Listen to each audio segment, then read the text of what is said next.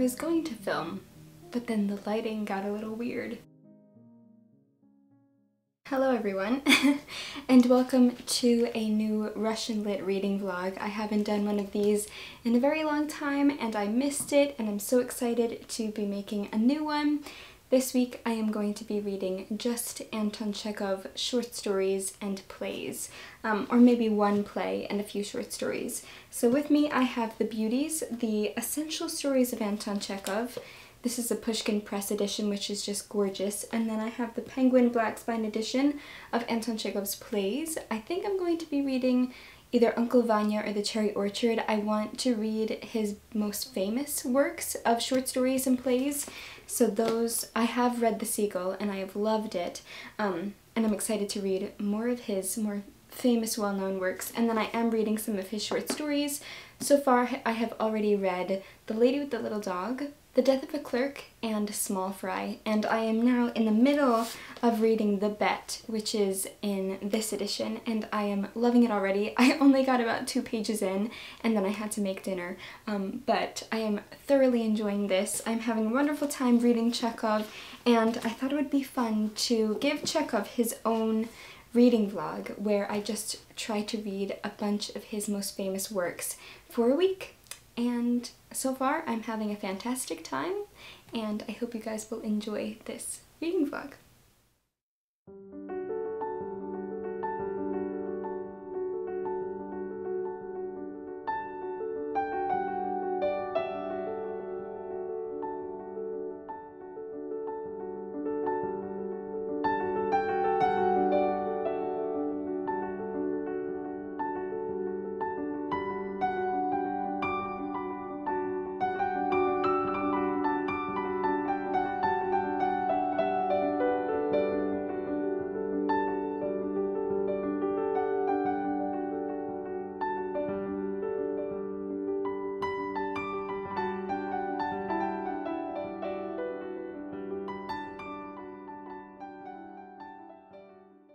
Hello everyone! I thought this would be a good time to update you guys on how my Chekhov reading is going and tell you what I have read, what I have thought, and I am so excited to do so.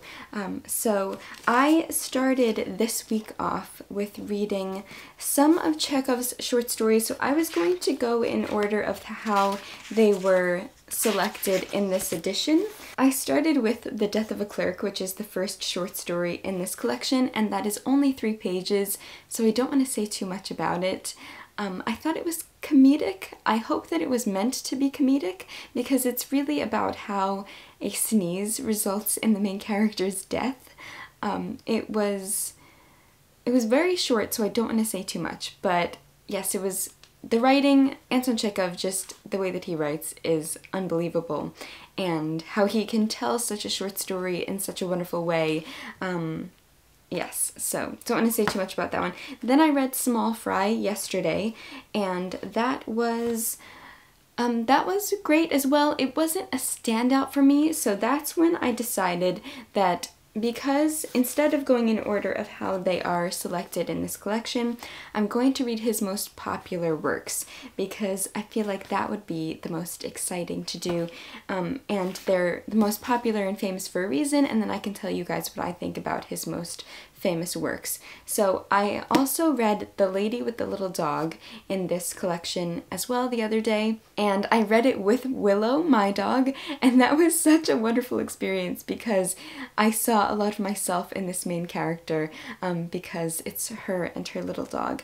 And the aspects of that story, it was beautifully done. I really, really loved it, and what I found fascinating was the main plot of the story really reminded me a bit of the essence of Anna Karenina, if you get what I mean by that, if you are familiar with Anna Karenina. I always try to pay close attention to beginnings and endings, because as a writer myself, I do feel like there is so much power and strength and weight on a beginning and on an ending. So it begins with, "The talk was that a new face had appeared in the embankment. A lady with a little dog. That is the first sentence, and I just love that because it just introduces you right away to this woman who the story is about. And I obviously won't read you the ending because I don't want to spoil it for you, but it is a fantastic story. I thought it was brilliant. The way that Anton Chekhov, like many Russian writers, the way that he makes character relationships and character dynamics is incredible. It's about this lady with the little dog as well as an older married gentleman, and I guess their connection with one another, and it's beautiful the way that Anton Chekhov writes their story and intertwines their stories, and how it has a very Chekhov ending. Don't want to say too much. So then I also read The Bet, which is in this edition, and that is the Beauty's Essential Stories. It's in this edition, which is just so absolutely beautiful, by Pushkin Press. I love these editions so much, and yes, so I just read The Bet last night before I went to bed, and it was brilliant. Oh my goodness gracious, it was so good. On a first read, sometimes I annotate on a first read, sometimes I don't. When it's really, really good, I can't help but annotate on a first read, and that is what happened with The Bet. Again, I love the way it begins. So it begins by saying, "It was a dark autumn night. The old banker paced back and forth in his study, remembering a party he had given one autumn evening 15 years ago. There had been many clever people there, and interesting conversations. One of the topics had been the death penalty. Most of the guests, who had included quite a number of intellectuals and journalists, disapproved of the death penalty, calling it an outdated and immoral method of punishment, unworthy of a Christian state. Some of them took the view that wherever the death penalty existed, it ought to be replaced by life imprisonment. I don't agree with you," said their host, the banker. "I haven't experienced either capital punishment or life imprisonment, but if one can judge a priori, I believe that execution is more ethical and humane than imprisonment. Execution kills a man at once, while life imprisonment kills him slowly. So which executioner is more humane? The one who kills you over a few minutes, or the one who drags the life out of you for years on end?" That's such a brilliant question to ask, and I think that then it results in this bet that these two people make, and it is fascinating the way that imprisonment results in a change of heart and in a change of perspective of the world. We have this bet where one person realizes what the world is really about through a lot of reading of literature and religion and the natural sciences, and through books kind of act as a window. There is also another window that is very significant in this story, but books act as a window to the truth of the world and how he has eternal wisdom because of this bet and what resulted in that, and how he wants to eventually lead his life if he gets through this imprisonment. It's a fantastic story. I don't want to say too much. There is this one quote that I just adore, and I have to read it to you. I will read before it, and then I will tell you when I'm going to read my favorite part. So it says, "During the last 2 years of his confinement, the prisoner read great quantities, quite discriminately. He would take up natural science, and then demand Byron or Shakespeare. Some of the notes he sent asked for chemistry and a medical textbook, and a novel, and some treatise of philosophy or theology, all at the same time." And this is my favorite part. "He read like a man afloat on the sea, surrounded by the wreckage of his ship, trying to save his life by desperately clutching first to one fragment and then another." Chekhov. Oh my gosh, I think that's such an incredible simile. He read like a man afloat on the sea. And I just love that image of the man trying to grasp at whatever's closest to him, because we have this character who is imprisoned and he's trying to grasp at the only things that he is allowed to have, which is books and also music. And there are more things that he is allowed to have, but they're very minimal. And I think what the beautiful thing that Anton Chekhov is saying is that books are like another window, and they can be kind of those things that save you when you're drowning. And I love that so much. My Italian hands are coming out. I always do the Italian hand motion. There is so much more that I want to share, but it's so short and I don't want to give anything away. But yes, so now I am also thinking of reading a Chekhov play. So this is my Penguin Black Spine edition of Chekhov's plays. I have read The Seagull, which I loved, and I asked on my Instagram, I posted a picture on Instagram, and I asked you guys, or my fellow Russian lit readers, what play I should read, The Cherry Orchard or Uncle Vanya. And I got 3 responses within a half an hour, all 3 of them saying Uncle Vanya. So I'm going to be reading Uncle Vanya. It's of course one of his most famous plays, which is what I want to do for this vlog. I want to try to read his most famous works. I feel like The Lady with the Little Dog, The Bet are 2 of his most famous short stories. I want to read maybe 1 or 2 more short stories. Today's goal is to read Uncle Vanya, and I'm very excited. And then I believe there is a movie adaptation that I will try to watch as well after I read it. So very excited.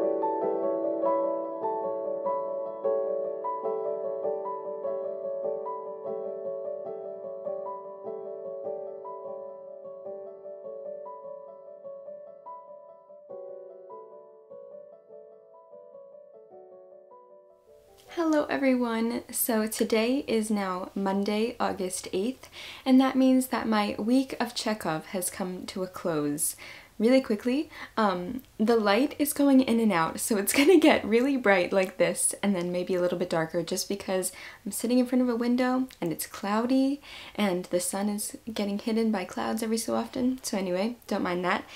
So yes, I have finished reading Chekhov for the week, so I decided to read Uncle Vanya because I asked you guys on my Instagram which one should I read, The Cherry Orchard or Uncle Vanya, and many of you said Uncle Vanya, so that's what I read, and I really enjoyed it. I didn't know what it would be about before going in. I didn't really know much about the play. It's basically about this group of people. Some of them are related, some of them are not, at this country home, and how one of the main characters, the professor, and his very young wife, how they manipulate all the other characters' emotional states, and basically just their lives in general, and how that kind of creates certain turmoil, and the love lives of these people, who has feelings for who doesn't have feelings for who, unrequited love, love that just won't happen, love that is tender but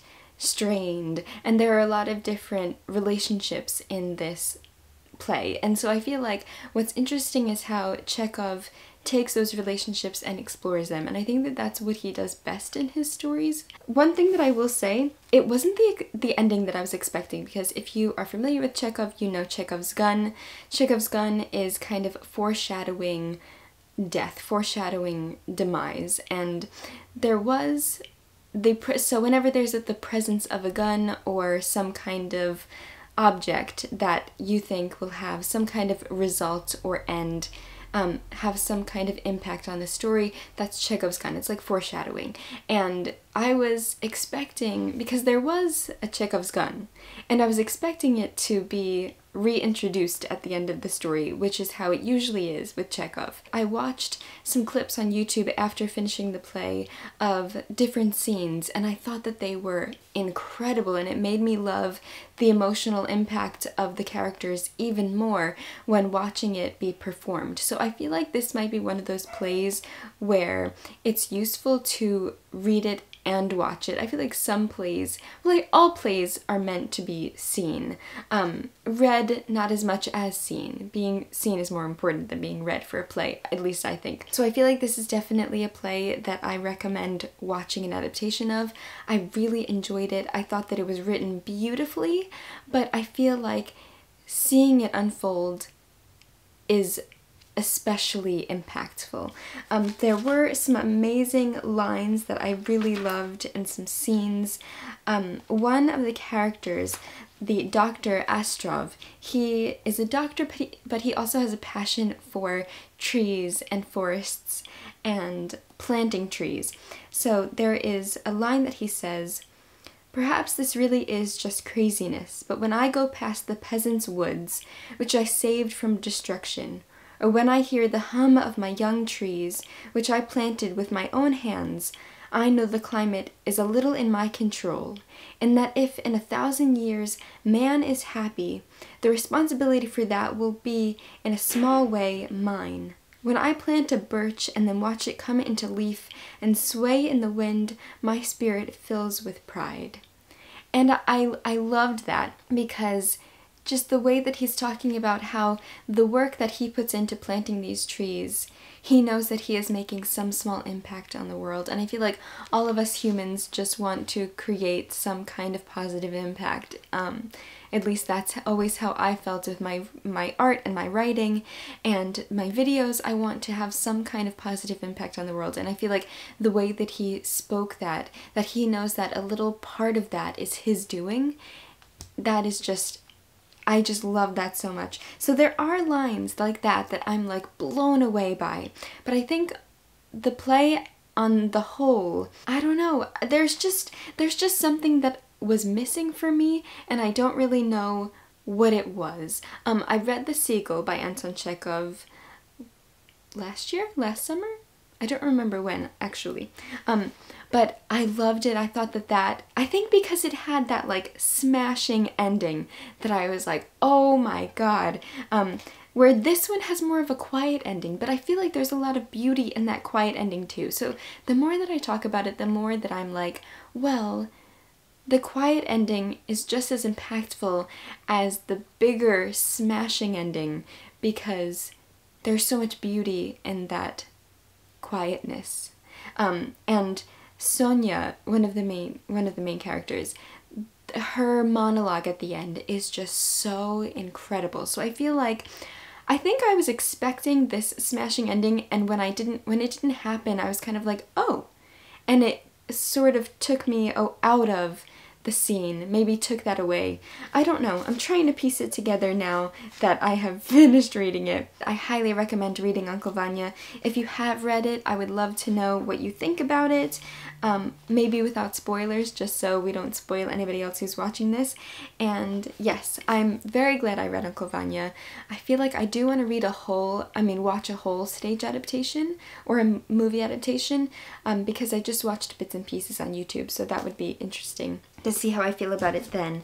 Then I read 2 stories out of The Beauties, Essential Stories by Anton Chekhov from Pushkin Press. I read the first 2 that are in here, The Beauties, which is the title short story, and again, I loved it. The Beauties might be one of my favorite stories I read this week. It was gorgeous, and it's basically about these men. The main character, one of the main characters, this young boy, sees this girl and thinks that she is the most beautiful girl that she's ever seen. And then the second part of this story is another instance where someone sees a beautiful girl. This lighting, I'm so sorry. And I thought that The writing was absolutely breathtaking. I just want to read the opening to you because I feel like it's so beautiful it needs to be read out. I remember when I was a high school boy in the 5th or 6th class, driving with my grandfather from the village of Bolshaya Kripkaya in the Don region to Rostov-on-Don. It was a wearisomely dreary, sultry August day, and I thought that what better timing to read this than also a sultry August day. The heat and the burning dry wind blew clouds of dust in our faces, grubbed up my eyes, and dried out my mouth. I didn't feel like looking around or talking or thinking, and when Karpo, our drowsy Ukrainian driver, cut my cap with his whip as he lashed his horse, I didn't protest or utter a sound. I just woke from my doze and gazed meekly and dispiritedly into the distance to see if I could make out a village through the dust. And so it's just this beautiful opening of setting the scene. I love that imagery. The second page, again, the imagery just comes to life. And then we have this scene. It says, "Our host invited me to come and have tea. As I sat down at the table, I glanced at the girl's face while she handed me my glass, and suddenly felt something like a breath of wind over my soul, blowing away all my impressions of the day, with its tedium and dust. I saw the enchanting features of the loveliest face I had ever seen in my waking life or imagined in my dreams. Before me stood a beauty. And from the very first glance I understood that, as I understand lightning." It's just beautifully written, beautifully expressed, the way that he is just so transfixed by this girl and by her beauty. Again, I love this part as well. "The sunset glow fills a third of the sky, shining on the church cross and the window panes of an elegant house, reflected in the river and the puddles, shimmering on the trees, far, far away against the sunset, a flock of wild ducks flies off to its night's rest, and the farm lad herding his cows, the surveyor driving his chaise over the dam, and the gentlefolk out for their stroll, all gaze at the sunset, and every one of them finds it terribly beautiful, but no one knows or can say what makes it so." Is that not stunning? I just think it's so stunning. There are more. What else can I share? Okay, then we're going into the second story that I read. So The Beauties, I loved. I thought it was beautifully written. The imagery was incredible. You can feel the heat come off of the page.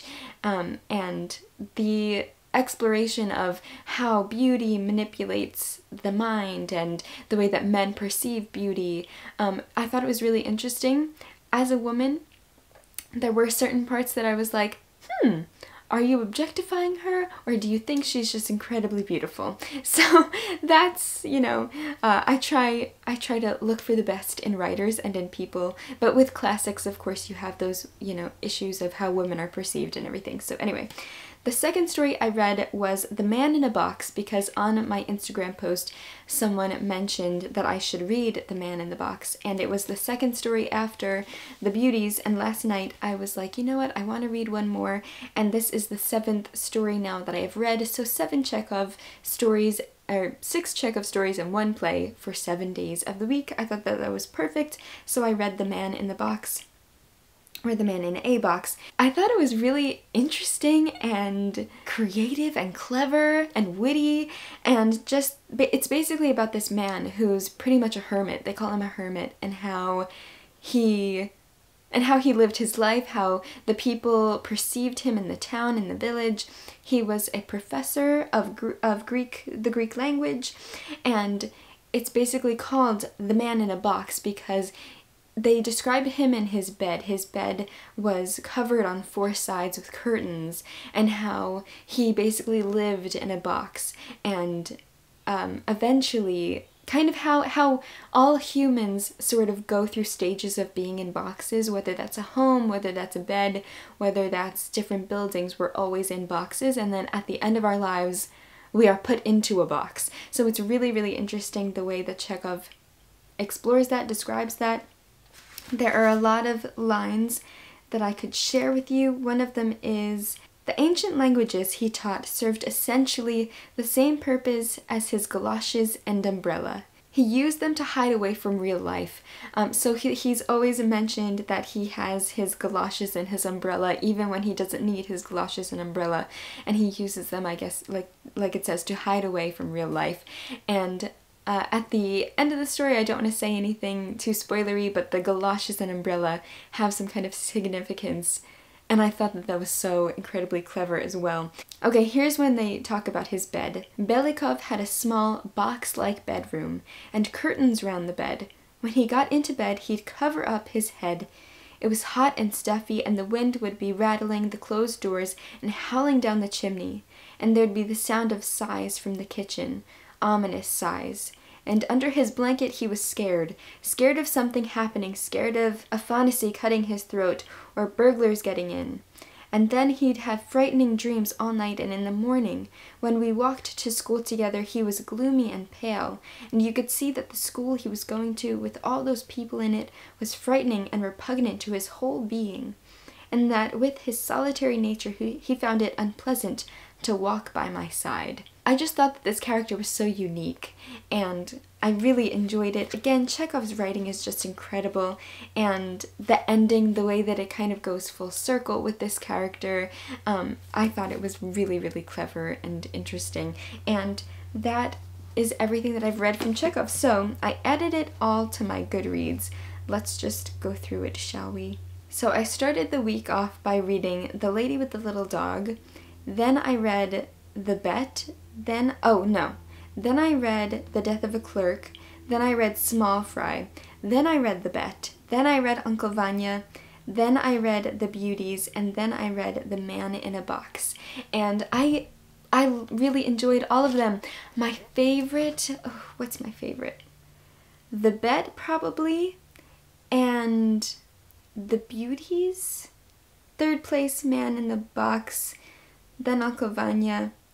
Then The Lady with the Little Dog, then The Death of a Clerk, then Small Fry, I would say, if I had to rank them. So a very successful week of reading Chekhov. I hope you guys have enjoyed watching this video, and I would love to know if you have read any of these stories, or if there are other stories by Chekhov that you think that I should read, and your thoughts on all of this, on anything that I've talked about. What books are you reading? Is there an author that you would like to dedicate a week to reading to? I feel like this is really fun, like just reading one writer's works for a week. I feel like, is there someone else that I could do this with? A short form, because that would, it's easier, I guess, with short stories and plays to be able to read multiple for a week. So I hope you enjoyed me reading Russian literature once again, and I am really excited to continue my Russian lit journey now that I am back in the mood for it and in the swing of my Russian lit reading. I would love to know if there are any Russian books that you would particularly like me to read, and yeah, Chekhov or not Chekhov, whatever you guys want. I love hearing what you're excited about, because your excitement gets me excited. So anyway, thank you so much for watching this video. I really hope you enjoyed it, you got something out of it, you found it entertaining or fun, and I will see you soon in another video. I hope you're having a very, very wonderful day reading some amazing books. Happy reading.